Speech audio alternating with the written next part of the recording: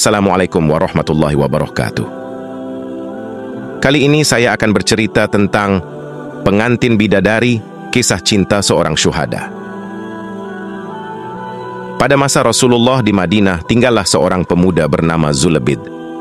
Dikenal sebagai pemuda yang baik di kalangan para sahabat.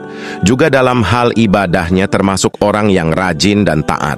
Dari sudut ekonomi dan finansial, ia pun tergolong berkecukupan. Sebagai seorang yang telah dianggap mampu, ia hendak melaksanakan sunnah Rasul, yaitu menikah. Beberapa kali ia meminang gadis di kota itu, namun selalu ditolak oleh pihak orang tua ataupun sang gadis dengan berbagai alasan. Akhirnya, pada suatu pagi, ia menumpahkan kegalauan tersebut kepada sahabat yang dekat dengan Rasulullah. "Coba engkau temui langsung baginda Nabi. Semoga engkau mendapatkan jalan keluar yang terbaik bagimu," nasihat mereka. Zulebid kemudian mengutarakan isi hatinya kepada baginda Nabi.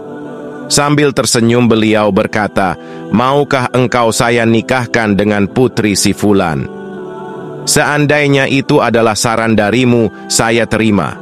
Ya Rasulullah, putri si Fulan itu terkenal akan kecantikan dan kesyolihannya, dan hingga kini ayahnya selalu menolak lamaran dari siapapun." "Katakanlah aku yang mengutusmu," sahut baginda Nabi. "Baiklah ya Rasul," dan Zulebid segera bergegas bersiap dan pergi ke rumah si Fulan. Sesampai di rumah Fulan, Zulebid disambut sendiri oleh Fulan. "Ada keperluan apakah hingga saudara datang ke rumah saya?" tanya Fulan.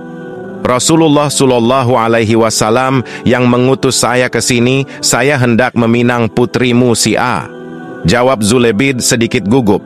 "Sebentar, akan saya tanyakan dulu kepada putriku."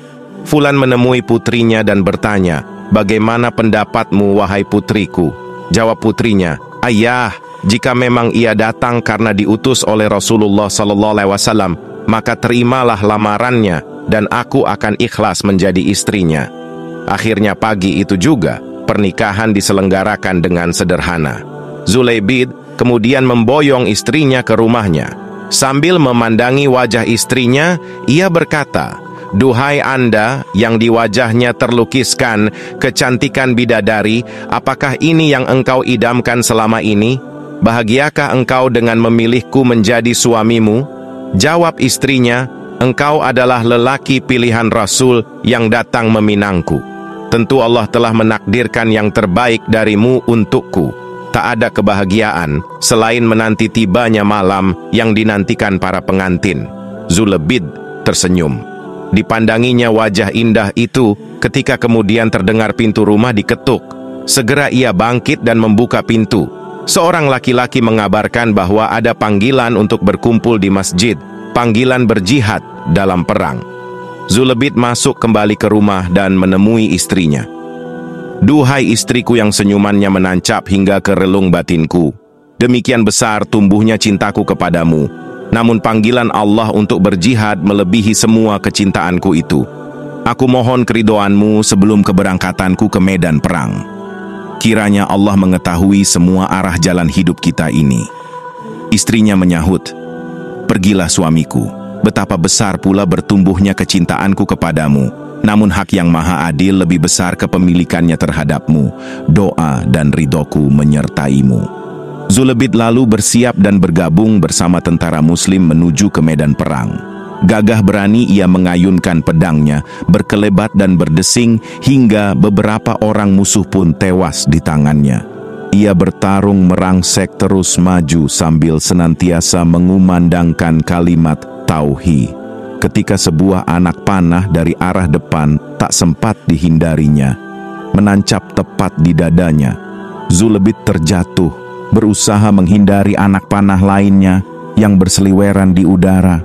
Ia merasa dadanya mulai sesak, nafasnya tak beraturan, pedangnya pun mulai terkulai terlepas dari tangannya. Sambil bersandar di antara tumpukan korban, ia merasa panggilan Allah sudah begitu dekat. Terbayang wajah kedua orang tuanya yang begitu dikasihinya. Teringat akan masa kecilnya bersama-sama saudaranya, berlari-larian bersama teman sepermainannya. Berganti bayangan wajah Rasulullah yang begitu dihormati, dijunjung dan dikaguminya.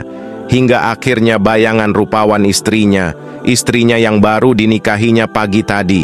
Senyum yang begitu manis menyertainya tatkala ia berpamitan. Wajah cantik itu demikian sejuk memandangnya sambil mendoakannya. Detik demi detik syahadat pun terucapkan dari bibir Zulebid. Perlahan-lahan matanya mulai memejam, senyum menghiasinya. Zulebid pergi menghadap ilahi gugur sebagai syuhada. Rasulullah dan para sahabat mengumpulkan syuhada yang gugur dalam perang. Di antara para mujahid tersebut terdapatlah tubuh Zulebid yang tengah bersandar di tumpukan mayat musuh. Akhirnya dikuburkanlah jenazah Zulebid di suatu tempat, berdampingan dengan para syuhada lain. Tanpa dimandikan, tanpa dikafankan, tanah terakhir ditutupkan ke atas makam Zulebid. Rasulullah terpekur di samping pusara tersebut. Para sahabat terdiam membisu. Sejenak kemudian terdengar suara Rasulullah seperti menahan isak tangis. Air mata berlinang di dari pelupuk mata beliau. Lalu beberapa waktu kemudian beliau seolah-olah menengadah ke atas sambil tersenyum. Wajah beliau berubah menjadi cerah. Belum hilang keheranan sahabat.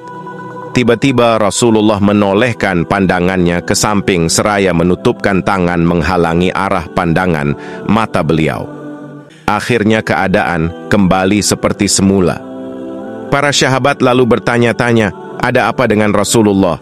Wahai Rasulullah, mengapa di pusara Zulebid engkau menangis?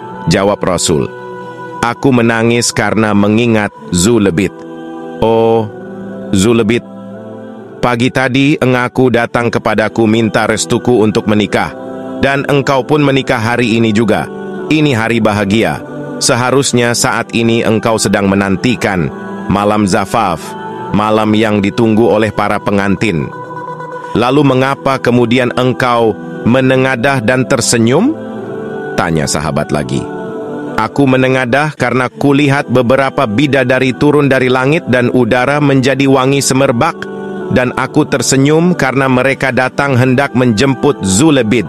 Jawab Rasulullah. Dan lalu mengapa kemudian engkau memalingkan pandangannya dan menoleh ke samping? Tanya mereka lagi. Aku mengalihkan pandangan menghindar karena sebelumnya kulihat saking banyaknya bidadari yang menjemput Zulebid. Beberapa di antaranya berebut memegangi tangan dan kaki Zulebid. Hingga dari salah satu gaun dari bidadari tersebut ada yang sedikit tersingkap betisnya. Di rumah, istri Zulebid menanti sang suami yang tak kunjung kembali. Ketika terdengar kabar suaminya telah menghadap sang ilahi Rabbi, pencipta segala mahakarya, malam menjelang, terlelap ia, sejenak berada dalam keadaan setengah mimpi dan nyata. Lamat-lamat ia seperti melihat Zulebid datang dari kejauhan. Tersenyum, namun wajahnya menyiratkan kesedihan pula. Terdengar Zulebid berkata, istriku, aku baik-baik saja. Aku menunggumu di sini. Engkaulah bidadari sejatiku. Semua bidadari di sini apabila aku menyebut namamu akan menggumamkan cemburu padamu, dan kan kubiarkan engkau yang tercantik di hatiku. Istri Zulebid terdiam, matanya basah. Ada sesuatu yang menggenang di sana. Seperti tak lepas ia mengingat acara pernikahan tadi pagi. Dan bayangan suaminya yang baru saja hadir. La menggerakkan bibirnya, suamiku, aku mencintaimu. Dan dengan semua ketentuan Allah ini bagi kita, aku ikhlas. Dan akan kemanakah kumbang terbang? Pada siapa rindu mendendam? Kekasih yang terkasih, pencinta dan yang dicinta, semua berurai air mata. Sedih ataukah bahagia?